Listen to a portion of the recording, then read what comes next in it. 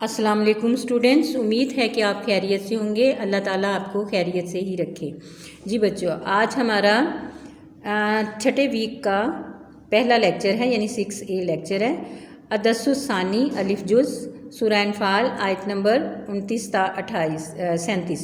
आपने ये page number खोलें अपनी बुक का 13, और अगर आपको बुक पर से मुश्किल होती है तो आप बेशक अपने नोट्स का पेज खोल लें, और नोट्स में आपका पेज नंबर है 25।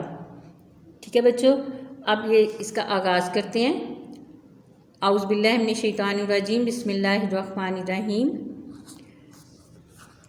या अय्युहल्लज़ीना आमनू, ए ईमान वालो, या सिर्फ मोमिनो, और एक्सप्लेनेशन साइन ये देखें यहाँ पर तर्जमे के लिए सिर्फ मोमिनो लिखा गया है। इन तत्ताकू, अगर तुम डरोगे, अल्लाह अल्लाह से, यजअल लाकुम, तो वो तुम्हारे लिए बना देगा, पैदा कर देगा, फुरकानन, फ़र्क। अमरे फ़ारिक इसका तर्जुमा किया गया है, फ़र्क करना। व युकफ़िर, और मिटा देगा, अनकुम, और तुम्हारे अनकुम, तुमसे, युकफ़िर यानी उनको हटा देगा, मिटा देगा, सय्यआतिकुम, तुम्हारे गुनाहों को, व यग़फ़िर लकुम, और तुम्हें बख्श देगा। अब ये पहली लाइन का तर्जुमा एज़ इट इज़ बिल्कुल इसी तरह नीचे भी दिया हुआ है। तो ये देखें, मोमिनो, अगर तुम खुदा से डरोगे तो वो तुम्हारे लिए अमरे फ़ारिक पैदा कर देगा, यानी तुमको मुमताज़ कर देगा। अब ये वाला ब्रैकेट जो है बेशक ना लिखें, क्योंकि यहाँ पर यानी के साथ लिखा गया, तो यानी का मतलब है कि इसको दोबारा रिपीट किया गया है। अमरे फ़ारिक पैदा कर देगा यानी तुमको मुमताज़ कर देगा, तो इसमें ये ब्रैकेट वाला बेशक ना याद करें। और तुम्हारे गुनाह मिटा देगा और तुम्हें बख्श देगा। वल्लाहु ज़ुल फ़ज़्लिल अज़ीम, और अल्लाह बड़े फ़ज़ल वाला है। व इज़ यमकुरु, और जब, व इज़ यमकुरु, और जब चाल चल रहे थे, बिका तुम्हारे बारे में, अल्लज़ीना वो जो, कफ़रु काफिर हैं, ली युस्बितु का कि तुम्हें कैद कर दें, औ या यक़्तुलू का तुम्हें कत्ल कर दें, और युखरिजू का या तुम्हें वतन से निकाल दें, यानी तुम्हें निकाल दें। अब यहाँ पे इसका तर्जुमा किया गया, और अल्लाह बड़े फ़ज़ल वाला है। वल्लाहु ज़ुल फ़ज़्लिल अज़ीम, और अल्लाह बड़े फ़ज़ल वाला है। और ए मोहम्मद, अब ए मोहम्मद की उर्दू ऊपर नहीं, वो अरबी नहीं दी हुई, लेकिन यहाँ पे तर्जुमे में ब्रैकेट में बताया गया है, तो इससे पता चलता है कि किसको मुखातिब करके अल्लाह ताला ये बात कह रहे हैं। ए मोहम्मद, उस वक्त को याद करो। अब उस वक्त को याद करो का भी ऊपर अरबी नहीं दिया गया, इसलिए ये भी ब्रैकेट में दिया गया है। जब काफ़ी लोग तुम्हारे बारे में चाल चल रहे थे कि तुमको कैद कर दें, या जान से मार डालें, या वतन से निकाल दें। व यमकुरूना, और वो चाल चल रहे थे, व यमकुरुल्लाह, और अल्लाह भी चाल चल रहा था। और वल्लाहु खैरुल माकिरीन, और अल्लाह बेहतर चाल चलने वाला है। ठीक है बच्चों, यहाँ पे तर्जुमा किया गया, तो उधर वो चाल चल रहे थे और उधर अल्लाह चाल चल रहा था, और खुदा यानी अल्लाह सबसे बेहतर चाल चलने वाला है। ये बच्चों उस तरह वाक़े की तरफ इशारा है कि जब हज़ूर सल्लल्लाहु अलैहि वसल्लम को नाउज़ुबिल्लाह शहीद करने की, और वो आपने वाक़या सुना है कि जिसमें अबू जहल ने तमाम कबाइल को इकट्ठा किया और कहा कि क्या हल किया जाए कि ये हज़रत मोहम्मद सल्लल्लाहु अलैहि वसल्लम को तबलीग इस्लाम से रोका जाए। तो उन्होंने सब ने कहा कि उनको कत्ल कर दें, वतन से निकाल दें, यहाँ के कैद कर दें। लेकिन अबू जहल ने ये तजवीज़ पेश की थी कि तमाम जो कबाइल हैं उनमें से एक एक शख्स मिलकर हज़ूर सल्लल्लाहु अलैहि वसल्लम को नाउज़ुबिल्लाह कत्ल कर दें, तो इस तरह उनका खून किसी एक कबीले के सर नहीं जाएगा, वो सारे कबीलों में बढ़ जाएगा, इसलिए कोई बदला भी नहीं ले सकेगा। तो ये चाल चलने के लिए उन्होंने ये चालाकी की। तो उधर ये चाल चल रहे थे काफ़ी लोग, तो उधर हज़ूर सल्लल्लाहु अलैहि वसल्लम को हिजरत मदीना का हुक्म हुआ। तो अल्लाह ताला बेहतर चाल चलने वाला है ना। अल्लाह ताला ने क्या चाल चली कि आपको मदीना की तरफ हिजरत का हुक्म हुआ, और आप मदीना हिजरत के लिए निकल पड़े। अपने बिस्तर पर हज़रत अली रज़ियल्लाहु ताला अन्हु को लिटाया और कहा कि मेरी अमानतें सुबह अहले मक्का को वापस करके तो मेरे पीछे चले आना। तो ये कहा था। तो ये बच्चों ये वही वाले वाक़े की तरफ इशारा है कि जब काफ़ी लोग جب کافی لوگ تمہارے بارے میں چال چل رہے تھے تو تم کو قید کر دیں یا جان سے مار ڈالیں یا وطن سے نکال دیں، تو ادھر وہ چال چل رہے تھے اور ادھر اللہ چال چل رہا تھا، اور اللہ بہتر چال چلنے والا ہے، خیر الماکرین یہاں تک ہے۔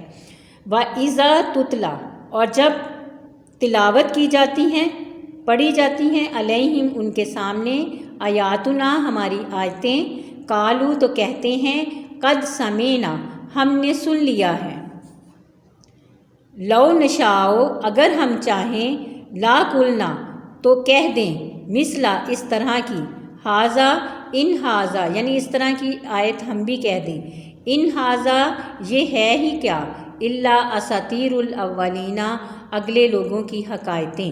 حکایتیں کہتے ہیں کہانیاں، داستانیں، یعنی قرآن پاک میں پچھلی اقوام پر کس طرح عذاب نازل ہوئے، ان کے پیغمبروں نے کس طرح انہیں ڈرایا، لیکن انہوں نے ان کی بات نہیں مانی، کفر کیا، تو کیسے اللہ تعالیٰ نے انہیں عذاب میں مبتلا کیا۔ تو وہ داستان نے جو کہانیاں بتائی گئی ہیں، جو واقعات بتائے گئے ہیں، ان کو یہ کافر لوگ کہتے تھے یہ اگلے لوگوں کی حکایتیں ہیں، یہ ہے ہی کیا، اگر اس طرح کی چاہیں تو ہم بھی کہہ دیں۔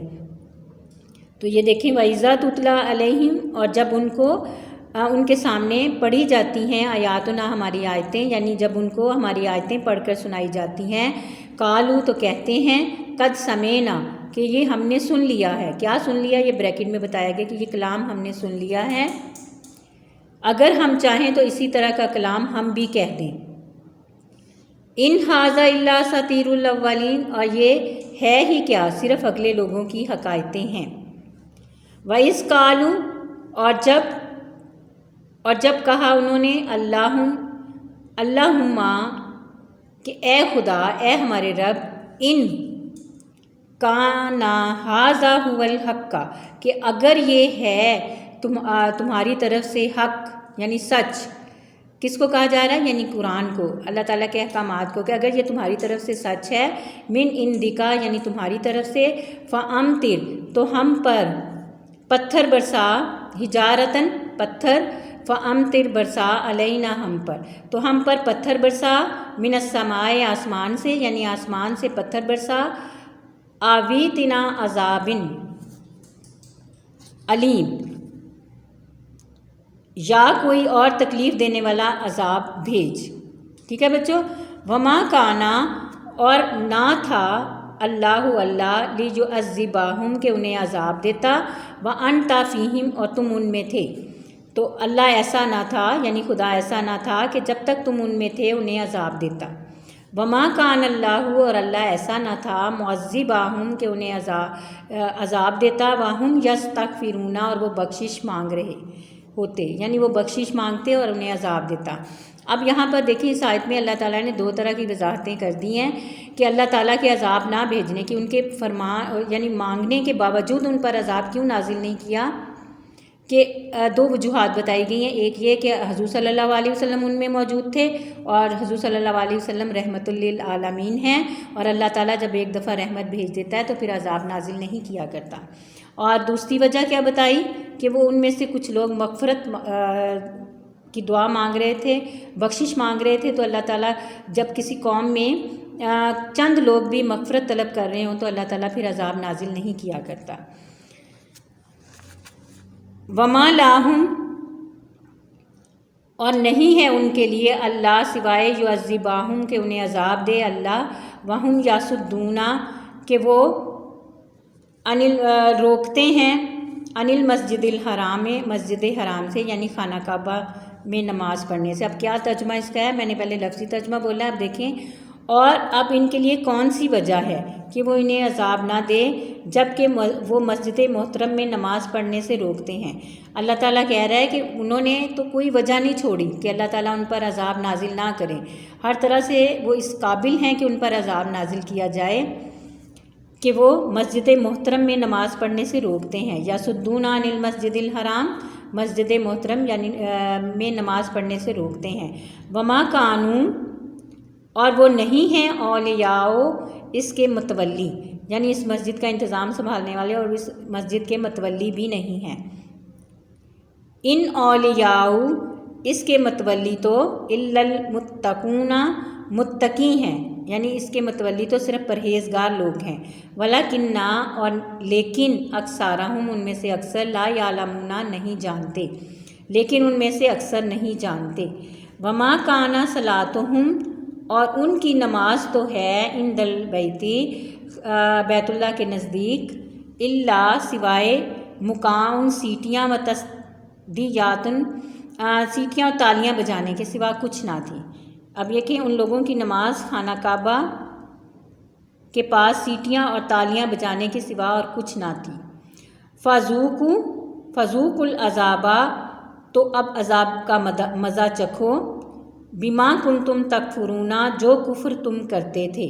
تو یہاں پر دیکھیں با محاورہ ترجمہ اس طرح کیا گیا، تو تم جو کفر کرتے تھے اب اس کے بدلے عذاب کا مزہ چکھو، یہ انہیں آخرت میں کہا جائے گا۔ ان الذین بے شک جو کفروا کافر ہیں، ينفقون اپنا مال خرچ کرتے ہیں،